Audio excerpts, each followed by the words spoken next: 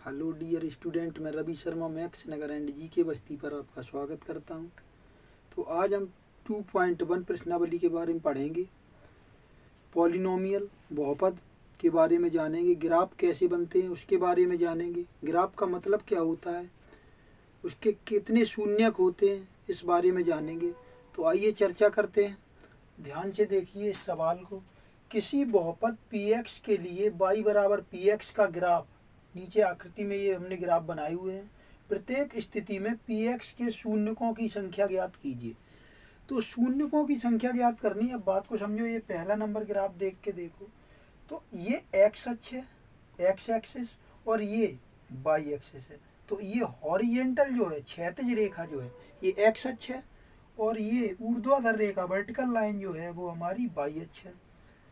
तो अगर आप ध्यान से देखो तो x अक्ष को ये वाली जो लाइन है वो y अक्ष को कट कर रही है। ये वाली जो लाइन है वो y अक्ष को कट कर रही है, x अक्ष को कट नहीं कर रही है।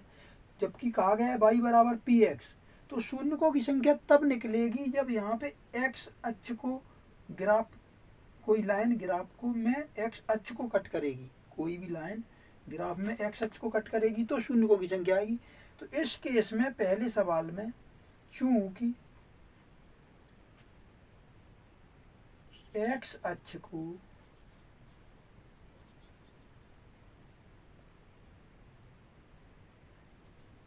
किसी भी बिंदु पर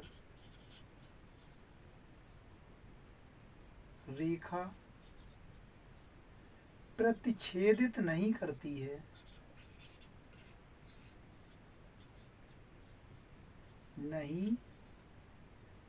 है, तो शून्यकों की संख्या जो है वो 0 हो जाएगी। तो शून्यकों की संख्या क्या हो जाएगी? शून्यकों की संख्या 0, शून्यकों की संख्या 0 हो जाएगी। उसी अब इस वाले में देखो, सेकंड वाले में, तो इस वाले ग्राफ में x अक्ष को, ये जो ग्राफ जो गया, ये लाइन जो गई है यहाँ पे x अक्ष को एक जगह पे कट कर रही है। तो इसमें शून्यकों की संख्या 1 होगी। अगर एक जगह कट कर रही है तो शून्यकों की संख्या क्या होगी? 1। एक जगह पर कट कर रही है, इसीलिए शून्यकों की संख्या या शून्यक की संख्या बराबर 1। ऐसी इस ग्राफ में अगर ध्यान से देखो तो ये x अक्ष जो है, जो क्षैतिज रेखा है, इसको ये जो कर्व गया है 1 2 3, x अक्ष को देखना है केवल ओनली।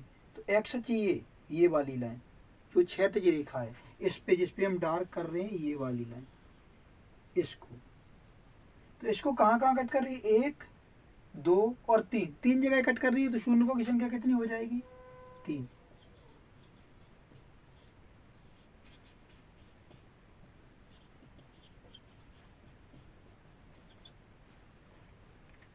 ये बात समझ में आई होगी, बिल्कुल ही सरल है। आगे चलते हैं। तो इन ग्राफों को देखिए ध्यान से। इसमें क्या है, इसमें शून्यकों की संख्या कितनी होगी? देखो बात को समझो। तो इसमें x और x डैश पे कितनी जगह पे कट कर रहा है? तो इस पॉइंट पे x अक्ष को और इस पॉइंट पे x अक्ष को, ये परवलयाकार आकृति पैराबोला, ये कट कर रहा है 2 जगह पे, एक जगह पे और ये 2 जगह पे, तो 2 जगह पे कट कर रहा है। इसका मतलब शून्यकों की संख्या कितनी हो जाएगी? 2। शून्यकों की संख्या हो जाएगी 2। उसके बाद इसमें देखो तो x अक्ष को कितनी जगह पे कट कर रहा है? तो 1 2, फिर यहाँ पे कट कर रहा है एक जगह, ये 1, फिर 2, फिर 3 और फिर ये 4, तो 4 जगह कट कर रहा है।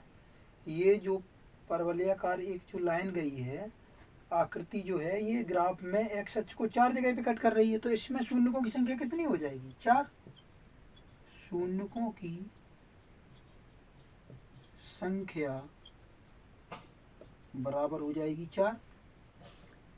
तो ये उम्मीद करते हैं यहाँ तक समझ में आया होगा। आगे चलते हैं।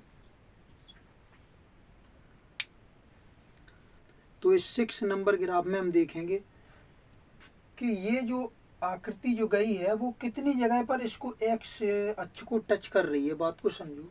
तो यहाँ पे देखो एक्स अक्ष को यहाँ काट रही है, यहाँ टच कर रही है, तो वो भी शून्यक होता है। अगर स्पर्श कर रही है वो भी शून्यक होता है, और यहाँ पे स्पर्श कर रही है तो एक्स अक्ष को या तो काटे या स्पर्श करे, दोनों कंडीशन में वो शून्यक होता है। तो ये एक शून्यक, फिर दो शून्यक, फिर तीन शून्यक, तो इसमें शून्यकों की संख्या कितनी हो जाएगी? शून्यकों की संख्या बराबर 3 हो जाएगी। कितनी हो जाएगी? 3। इससे पहले सवाल नंबर 2 पे चलें, उससे पहले आप ये समझ लो सभी लोग कि ग्राफ बनाते कैसे हैं, कब हमारा ग्राफ किस साइड बनेगा, इसके बारे में पूरी जानकारी देते हैं। अब आप समझो, पहले हमने बताया था द्विघात समीकरण का जो व्यापक रूप होता है वो होता है ax square plus b x plus c, ax square plus b x plus c. तो ax square plus b x plus c, उसमें कुछ a का मान होगा, b का मान होगा, c का मान होगा। इससे हम डिस्क्रिमिनेंट विविक्तकर का मान निकालेंगे d, जिसको हम d से डिनोट करते हैं, तो विविक्तकर निकालेंगे। फिर हम उस विविक्तकर को देखेंगे कि जो d की वैल्यू जो आई है वो हमारी या तो 0 से बड़ी आएगी, या 0 से छोटी आएगी, या 0 के बराबर आएगी। तो यही 3 केस बनेंगे। तो सबसे पहले बात को समझो कि ax square plus b x plus c, उसमें जो हमारा विविक्तकर जो होता है जिसको हम d से डिनोट किया करेंगे, वो होता क्या है? वो होता है B square minus 4ac, B square minus 4ac। यानी इस बी स्क्वायर माइनस 4ac, मतलब इस तरीके से कोई भी समीकरण दिया जाएगा तो उसमें हम बी स्क्वायर, यहाँ से b की वैल्यू निकालेंगे, फिर यहाँ से a की वैल्यू और यहाँ से c की वैल्यू मिल जाएगी। तो इसमें हम लिखोगे तो d की एक वैल्यू आएगी, तो d की वैल्यू जो आएगी वो क्या होगी? जो d की वैल्यू आएगी वो क्या हो सकती है? या तो ग्रेटर देन 0 होगी, वही केस फर्स्ट, केस फर्स्ट। और केस सेकंड क्या होगा? केस सेकंड ये हो सकता है कि वो d की वैल्यू ग्रेटर, पहले केस में d की वैल्यू ग्रेटर देन 0, दूसरे केस में d की वैल्यू इक्वल टू 0 आ जाए, और केस थर्ड में d की वैल्यू जो है वो लेस देन 0 आ जाए। तो बात को समझो, जब d की वैल्यू ग्रेटर देन 0 होगी, ग्रेटर देन 0 होगी, उस केस में जो है उसके मूल जो आएंगे, उसके जो शून्यक आएंगे, वो ग्राफ को क्या करेंगे? कट करेंगे, और दोनों ही रूट अलग अलग होंगे। तो दोनों ही रूट अलग अलग होंगे, इस केस में दो जगह पे ग्राफ को कट करेगा। कितनी जगह पे? एक्स अक्ष को दो जगह पे कट करेगा। जब d बराबर 0 होगा, तो अगर द्विघात समीकरण है तो मूल तो उसके दो ही होंगे, मूल या शून्यक, बात एक ही है। तो मूल तो उसके दो ही होंगे, लेकिन वो संपाती बिंदु पर टच करेंगे। संपाती बिंदु पर मतलब केवल टच करके निकल जाएंगे। तो मैं जैसे बता रहा हूँ, आप बात को समझो। जैसे ये ग्राफ है, तो वो इस तरीके से भी हो सकता है, केवल टच करके निकल जाएगा ऐसे। अभी इस तरीके से हो सकता है। उसके बाद अगर d छोटा होगा, डिस्क्रिमिनेंट विविक्तकर अगर 0 से छोटा होगा, अगर नेगेटिव होगा, तो उस केस में ना तो टच करेंगे, एक्स अक्ष को ना तो टच करेगा ना ही कट करेगा। इस तरीके से भी हो सकता है, इस तरीके से भी हो सकता है, इस तरीके से भी हो सकता है, इस तरीके से भी हो सकता है। बात समझ में आ रही है? तो मतलब ग्राफ किसी भी दिशा में हो सकता है, लेकिन वो एक्स अक्ष को टच नहीं करेगा, वाई अक्ष को टच नहीं करेगा, वो कहीं पे कट ही नहीं करेगा। क्यों नहीं कट करेगा? क्योंकि डिस्क्रिमिनेंट की वैल्यू जो है वो 0 से छोटी होगी। उस केस में जो रूट्स होंगे, जो मूल होंगे, जो शून्यक होंगे, वो वास्तविक नहीं होंगे। इतनी सी बात समझ में आ गई? वो वास्तविक नहीं होंगे। इस केस में दो अलग अलग रूट आएंगे, दो भिन्न भिन्न शून्यक आएंगे। इस केस में दोनों रूट आएंगे, लेकिन वो दोनों समान होंगे। इस केस में दोनों रूट आएंगे, दोनों समान होंगे। और इस केस में जो रूट आएंगे, जो मूल आएंगे, वो वास्तविक नहीं होंगे। इतनी बात क्लियर है? उसके बाद यहाँ पे थोड़ा सा देखते हैं, अगर d ग्रेटर देन 0 हुआ और उसके साथ में ये जो a है, ये a ग्रेटर देन 0 हुआ, तो जो भी बनेगा आपका ग्राफ वो कट करेगा और अपर साइड में खुलेगा, कट करेगा और अपर साइड में खुलेगा। अगर a ग्रेटर देन 0 हुआ तो ग्राफ बनेगा वो अपर साइड में खुलेगा। जो भी पैराबोला बनेगा वो कहाँ खुलेगा? ऊपर की ओर। उसके बाद में अगर इसमें अगर देखें और अगर डी ग्रेटर देन 0 हुआ और ए आ गया लेस देन 0, तो ए अगर लेस देन 0 आ गया तो उस केस में जो पैराबोला है वो डाउनवर्ड नीचे की ओर खुलेगा। कहाँ खुलेगा? नीचे की ओर। ऐसे ही इसमें डी ग्रेटर देन अगर 0 है, डी ग्रेटर देन 0 है, तो यहाँ पे समझो आप, डी अगर ग्रेटर देन 0 है और ए अगर ग्रेटर देन 0 आ गया, डी इज इक्वल टू 0 और ए ग्रेटर देन 0, उस केस में पैराबोला ऊपर की ओर खुलेगा और टच करता हुआ मिलेगा एक्स अक्ष को, ऊपर की ओर खुलेगा और एक्स अक्ष को टच करता हुआ मिलेगा। लेकिन अगर ए लेस देन 0 हुआ तो पैराबोला डाउनवर्ड नीचे की ओर खुलेगा। बात समझ में आ रही है? और अगर इसमें ए ग्रेटर देन 0 हुआ, greater than 0, discriminant less than 0 और ए ग्रेटर देन 0, तो उस केस में अपर साइड ऊपर की ओर पैराबोला खुलेंगे। और अगर जैसे ये खुले हुए हैं ये दोनों, ये और ये, उसी तरीके से अगर ए लेस देन 0 हुआ तो पैराबोला दोनों डाउनवर्ड नीचे की ओर खुलेंगे। इतनी सी बात क्लियर हुई? एक बार समराइज कर लेते हैं, बात को समझो। मैं कह रहा हूँ अगर डिस्क्रिमिनेंट मतलब बी स्क्वायर माइनस 4ac की वैल्यू जब आप निकालोगे तो वो या तो 0 के बराबर आएगी, या 0 से बड़ी आएगी, या 0 से छोटी आएगी। उसके केस में अगर केस फर्स्ट में डिस्क्रिमिनेंट अगर ग्रेटर देन 0 हुआ और ए भी ग्रेटर देन 0 हुआ तो उस केस में पैराबोला जो है वो कट करेगा एक्स अक्ष को और अपर साइड खुलेगा, ए ग्रेटर देन 0, याद रखना। उसके बाद अगर डिस्क्रिमिनेंट इक्वल हो गया 0 के, तो मैंने बताया दोनों रूट्स जो हैं, दोनों मूल वास्तविक होंगे। दोनों मूल कैसे होंगे? वास्तविक होंगे। और वास्तविक होने के साथ साथ संपाती बिंदु मतलब किसी एक संपाती बिंदु पर ही टच करेंगे। टच करेंगे मतलब दोनों रूट्स जो हैं वो दोनों समान है, सेम है।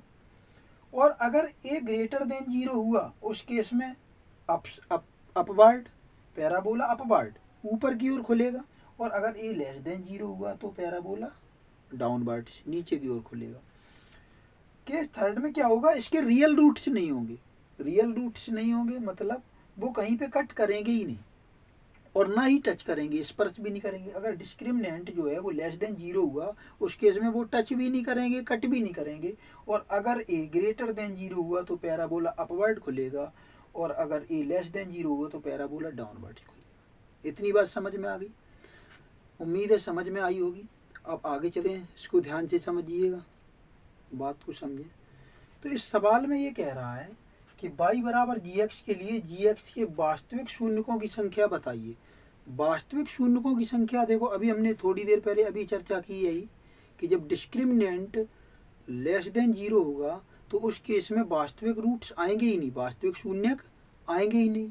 तो इसमें कह रहा है कि वास्तविक शून्यकों की संख्या बताओ।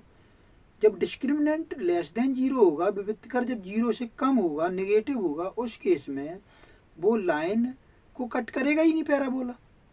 ना तो एक्स अक्ष को कट करेगा ना वाई अक्ष को कट करेगा, वो कहीं पे कट करेगा ही नहीं। और जब कट नहीं करेगा तो शून्यकों की संख्या कैसे बता सकते हैं? शून्यकों की संख्या बता ही नहीं सकते क्योंकि उसके वास्तविक शून्यक है ही नहीं। अब बात को समझो। तो यहाँ पे देखो पैराबोला है जो है, इस फर्स्ट वाले में पैराबोला जो है वो अपवर्ड बना रखा है। मतलब इससे यहाँ पे देखो, बात को समझो, ये अभी जो चीज़ें बता रहे हैं ये अभी आपके काम में आए ना आए, आगे चल के इनकी बहुत ज़्यादा ज़रूरत पड़ेगी। अभी भी काम में आएंगी अगर सीखोगे तो। उसके बाद आगे जब आप जाओगे स्टैंडर्ड 11th स्टैंडर्ड में, उसके बाद इन चीज़ों की ज़रूरत पड़ेगी आपको वहाँ पे। तो अभी से चीज़ों को समझते हुए चलो और बेसिक एकदम मजबूत करते हुए चलो, तो बात को समझो। तो अगर पैराबोला अपवर्ड बना है और यहाँ पे टच भी नहीं कर रहा है, इसका मतलब ये है कि इसका डिस्क्रिमिनेंट मतलब हमने बताया था B square minus 4ac, D is equal to B square minus 4ac। तो ये जो आया ना डिस्क्रिमिनेंट, ये बी स्क्वायर माइनस 4ac, ये क्या आएगा? लेस देन 0 आएगा। अगर इस तरीके से ग्राफ बना रखा है तो ये लेस देन 0 आएगा।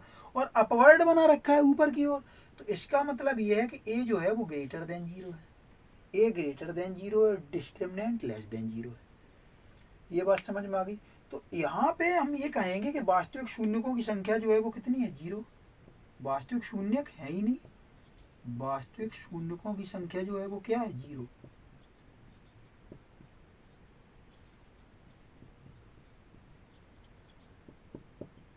जीरो क्यों है? क्योंकि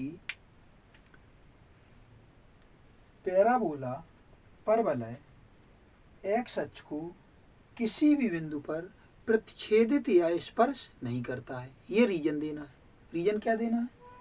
क्योंकि पैराबोला या परवलय एक्स अक्ष को किसी भी बिंदु पर स्पर्श या प्रतिच्छेदित नहीं करता है। इसी तरीके से इसमें रीजन देना है। वास्तविक शून्यकों की संख्या क्या होगी? 0 होगी।